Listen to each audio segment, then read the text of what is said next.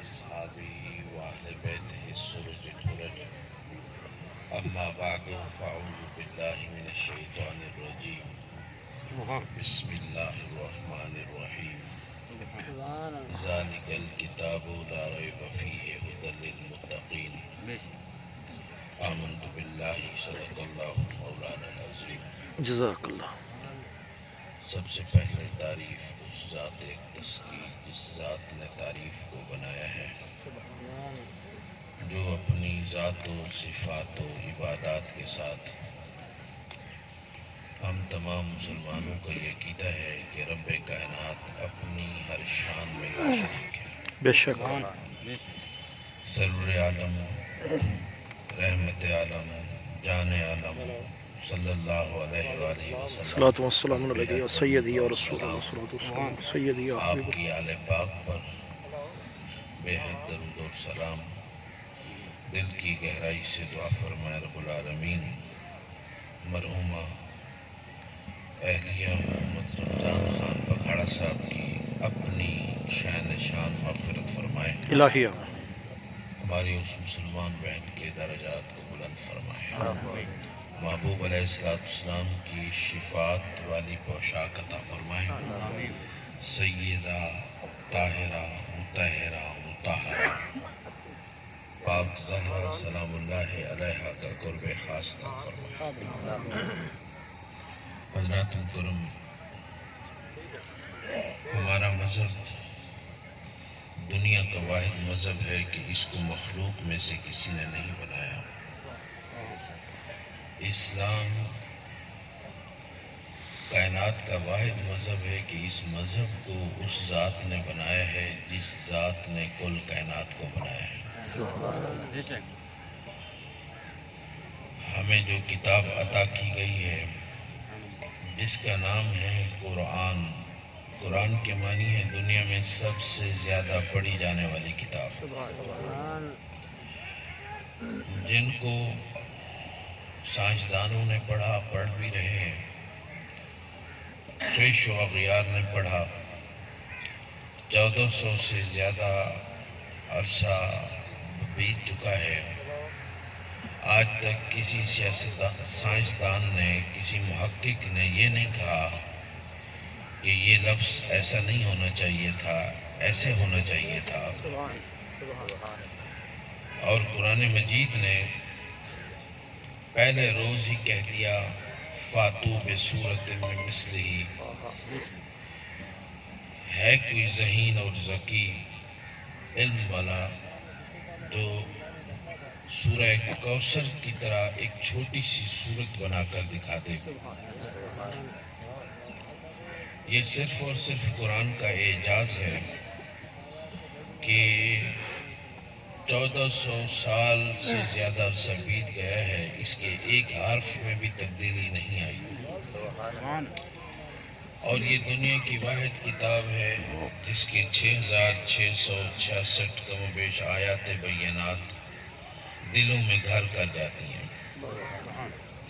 دنیا کی کوئی کتاب ایسی نہیں ہے جو من وعن دلوں میں گھر کر جائے، لیکن قرآن مجید کا یہ اعجاز ہے کہ یہ دل میں محفوظ ہو جاتا ہے.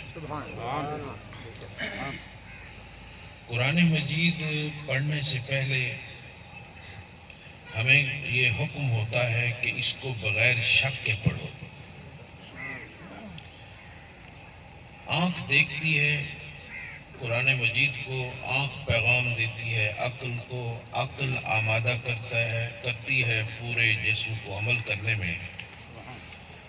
عقل کی فطرت میں شک ہے. فطرت کی ڈیفینیشن کیا ہے، تعریف کیا ہے؟ الفطرت جزء لا یتجزا. جس کا جدا ہونا ناممکن ہو اسے فطرت کہا جاتا ہے.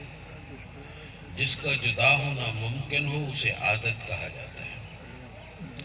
عقل کی فطرت میں شک موجود ہے.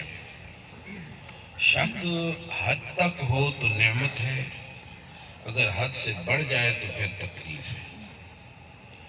شک ہی اچھا سائنسدان بناتا ہے، شک ہی اچھا محقق بناتا ہے.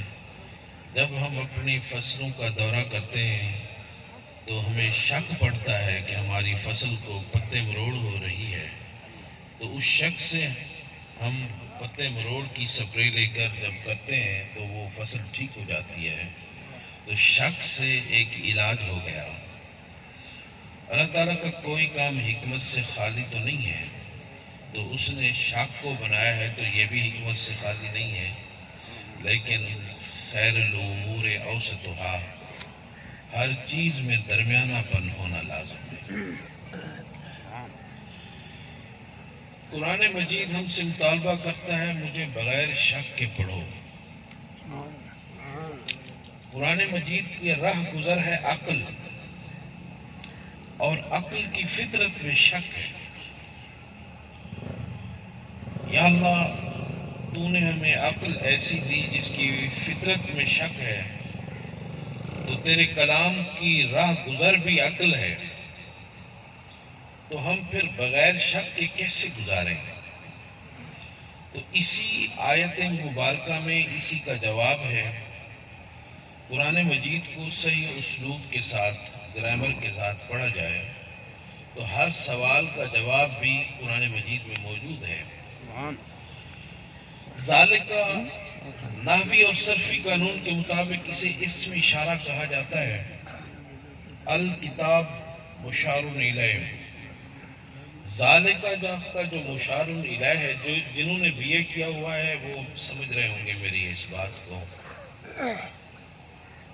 ذالکہ کا جو مشار الیہ ہے وہ مبصر منہ ہونا ضروری ہوتا ہے۔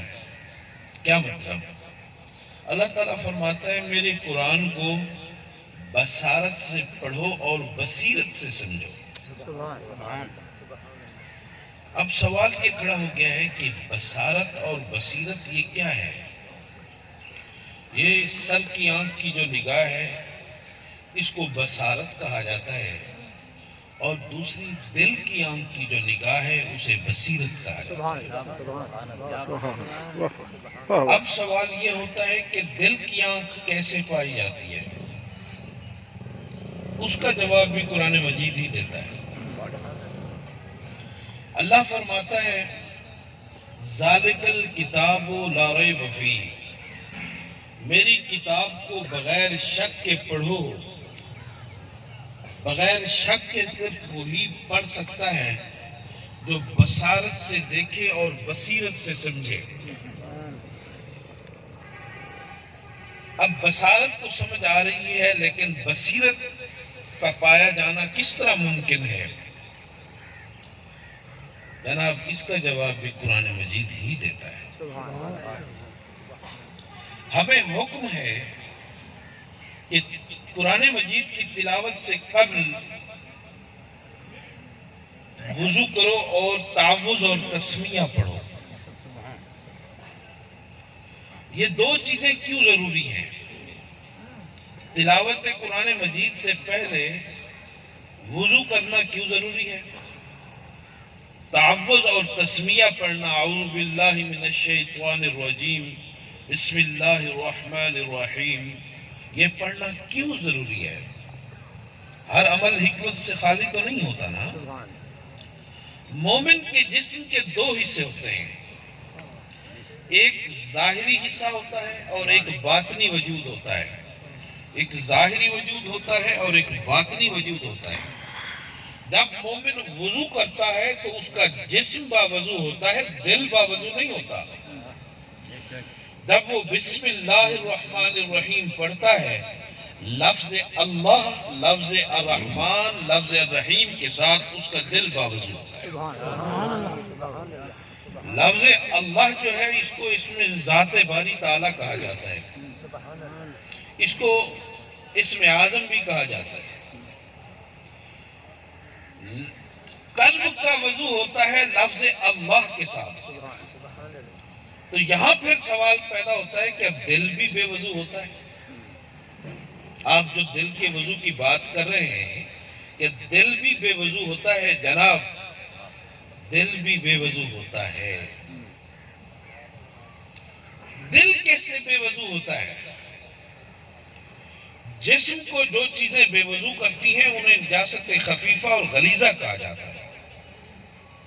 اور جو نجاستیں قلب کو بے وضو کرتی ہیں انہیں نجاست اغلاظ کہا جاتا ہے، جو نجاست خفیفہ اور غلیظہ سے بھی زیادہ غلیظ گلاتے ہیں، ہم نے کبھی ان کی طرف توجہ نہیں دی۔ وہ کون سی چیز ہے جو مومن کے دل کو بے وضو کرتی ہے؟ پہلے نمبر پر وہ غلیظ چیز ہے تکبر۔ تکبر براہ راست مومن کے قلب کو بے وضو کرتا ہے۔ تکبر کتنی بڑی خطرناک چیز ہے۔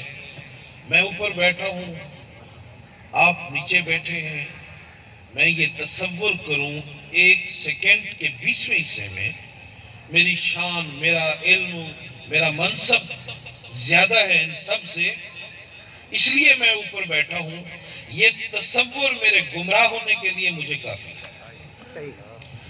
اگر میں اس تصور سے اوپر بیٹھا ہوں، مجھے نہیں پتا میری کیا اوقات ہے بارگاہ ربوبیت میں، یہ ساری شان تو اس قرآن کی ہے جس کی تفسیر بیان کر رہا ہوں۔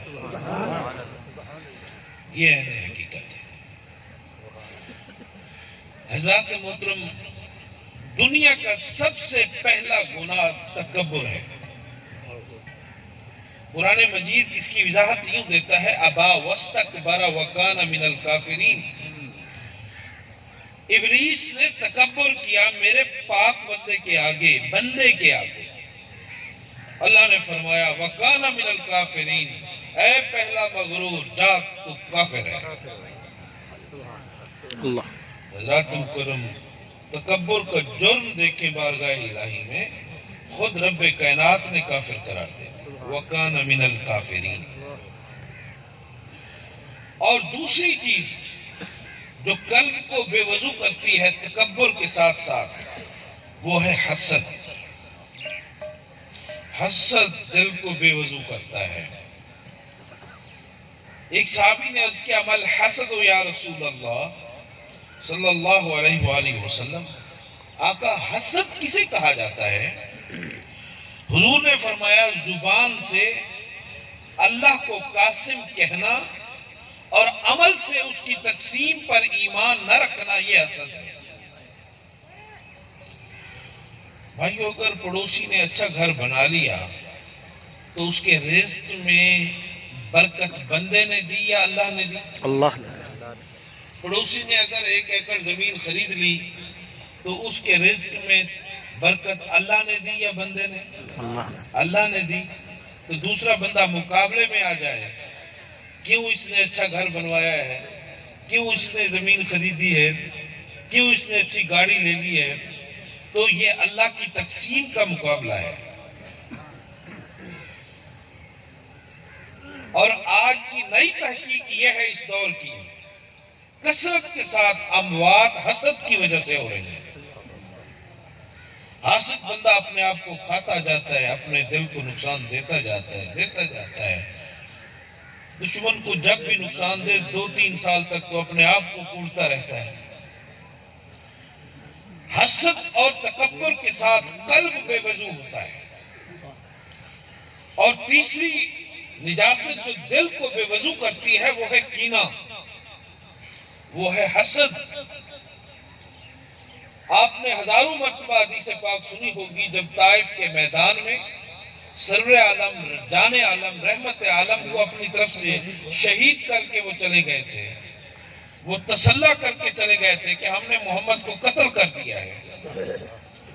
جبریل امین آتا ہے، رب کا سلام پیش فرماتا ہے، حضور کو جیسے ہی سلام ملتا ہے حضور عالم ہوش میں تشریف لاتے ہیں اور پیغام عطا کیا جاتا ہے کہ کائنات کا رب سلام کے ساتھ ساتھ یہ بھی ارشاد فرما رہا ہے، جنہوں نے آپ کو پتھر مارے ہیں ہم آسمانوں سے پتھر کی بارش کرتے ہیں، ان کو، ان کے ماں باپ کو، ان کے قبائل کو صفحہ ہستی سے مٹاتے ہیں۔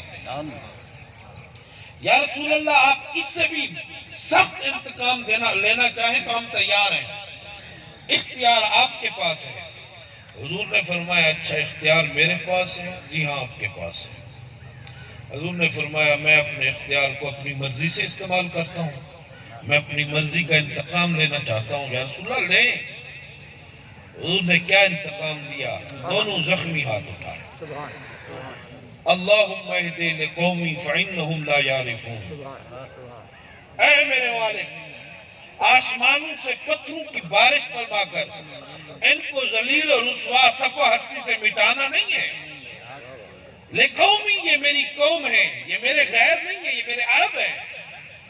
فإنہم لا یعرفون، تو قادر مطلق ہے، بے نیاز رب ہے، تو آسمان کا شامیانہ بغیر ستون کے لگا سکتا ہے، زمین کا فرش پانی کے اوپر بغیر پلر کے بچھا سکتا ہے، سر کی ہڈی کو سننے کی صلاحیت دے سکتا ہے، آنکھ کی چربی کو دیکھنے کا نور دے سکتا ہے، گوشت کے چھوٹے سے ٹکڑے کو چکھنے اور بولنے کی صلاحیت دے سکتا ہے۔ اے میرے قادر کریم، اپنی قدرت دکھا، میرا انتقام یہ ہے، یہ مجھے پہچان نہیں رہے، انہیں میری پہچان عطا کر۔ سبحان اللہ، ہے سبحان اللہ۔ یہ ہے انتقام محمدی، یہ حضور کا انتقام ہے۔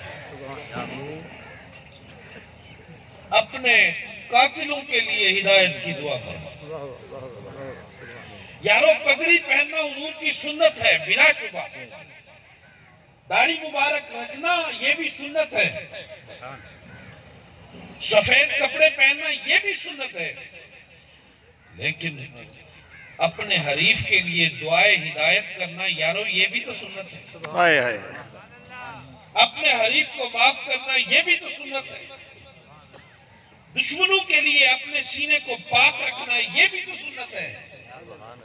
ان سنتوں پہ عمل کون کرے گا؟ حضرت امام حسین علیہ السلام تشریف فرما تھے، ایک شخص آ گیا، کہنے لگا جی وہ سامنے ایک بندہ بیٹھا ہے، وہ صبح سے آپ کی غیبت کر رہا ہے، آپ کا حاسد ہے۔ آپ نے فرمایا کہ وہ جو میرا غیبت کر رہا ہے، گلہ کر رہا ہے، میں دعا کرتا ہوں یا اللہ وہ جرم مجھ میں ہے تو مجھے معاف کر دے، اگر وہ جرم مجھ میں نہیں ہے، وہ من گھڑت بیان کر رہا ہے، تو پھر دعا کرتا ہوں یا اللہ اسے معاف کر دے۔ سبحان اللہ، اسے حسین کہتے ہیں۔ حضرات مکرم، یہ قلب کی کیفیت میں آپ کو، مومن کا قلب کیسے ہونا چاہیے؟ مومن کا قلب تکبر سے، بغض سے، حسد سے، کینے سے پاک ہونا چاہیے۔ جب قرآن مجید کی ہم تلاوت کرتے ہیں، ہمیں حکم ہے کہ وضو کرو، کیوں کریں؟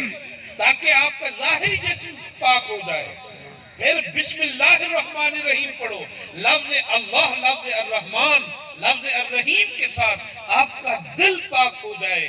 صرف بسم اللہ پڑھنے سے پاک نہیں ہوتا دل، نیت بھی کرنی پڑے گی، یا اللہ آج کے بعد تکبر نہیں کریں گے، حسد نہیں کریں گے، کینہ نہیں رکھیں گے، بغض نہیں رکھیں گے، ہم تجھ سے وعدہ کرتے ہیں تو اپنے نام کے ساتھ ہمارے دل کو باوضو کر دے۔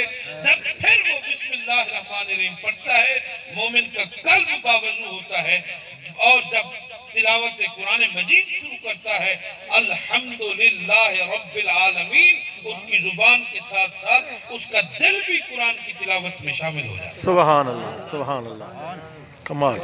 جب دل قرآن کی تلاوت میں شامل ہوتا ہے، پھر جا کر وہ مقام ملتا ہے، ذالک الکتاب لا ریب فیہ۔ ایسا شخص قرآن کو بغیر شک کے پڑھ سکتا ہے۔ سلطان العاشقین حضرت خواجہ غلام فرید رحمۃ اللہ علیہ فرماتے تھے، جگ وہم خیال تے خوابے، ہر صورت نقش بر آبے، اے دل قرآن کتاب، دار مدار فرید ہے دلوں، رکڑے تارو تار، نئے ہے تاری میں ان تاری، قادر نظم پار۔ اپنے رب کی ذات پر یقین ہو، وہ میرے لیے رحمان ہے، وہ میرے لیے رحیم ہے، وہ میرے لیے کریم ہے، وہ میرے لیے ستار ہے، وہ میرے لیے غفار ہے، تو پھر سینے کو پلید رکھنے کی ضرورت نہیں ہے۔ سبحان اللہ۔ حضرات مکرم، آج قرآن مجید کی تلاوت، پہلی بات تو یہ ہے کہ ہم کرتے نہیں، اب کرنا اگر شروع بھی کریں، ہمیں جمائیاں آتی ہیں، انگڑائیاں آتی ہیں، سستیاں آتی ہیں۔ کیوں؟ ہماری زبان تلاوت کر رہی ہوتی ہے، ہمارا دل نہیں کر رہا ہوتا۔ قرآن مجید کو پڑھنے والے لوگ 3 حصوں میں تقسیم ہیں۔ ایک طبقے سے پوچھا جائے بابا آپ کیا پڑھ رہے ہیں، وہ کہتا ہے جی یہ عربی میں لکھے ہوئے الفاظ ہیں وہی پڑھ رہا ہوں۔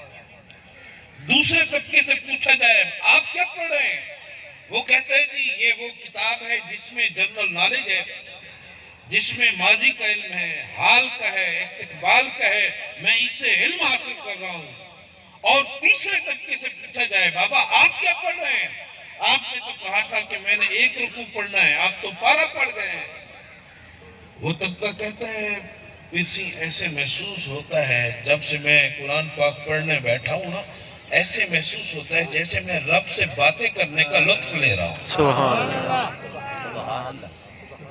اب قرآن تینوں نے پڑھا، ایک طبقے کو صرف الفاظ نظر آئے، ایک طبقے کو اس میں جنرل نالج نظر آیا، ایک طبقے کو قرآن کی تلاوت میں ایسا لطف آیا جیسے کہ وہ اللہ سے باتیں کر رہا ہو۔ یہ 3 حصوں میں تقسیم کیوں ہیں؟ قرآن پڑھنے والے 3 حصوں میں تقسیم کیوں ہیں؟ جس کو فقط عربی کے الفاظ نظر آئے، قرآن اس کی آنکھوں تک پہنچا۔ جس کو اس میں علم نظر آیا، قرآن اس کی عقل تک پہنچا۔ اور جس کو بارگاہ الہی میں باتیں کرنے کا لطف محسوس ہوا، قرآن اس کے دل تک پہنچا۔ یعنی قرآن قلب تک اس وقت پہنچے گا جب قلب باوضو ہوگا۔ آج ہمارے قلوب جو ہیں بڑے زہر سے بھرے ہوئے قلوب ہیں، ہمارے بڑے قلب سے۔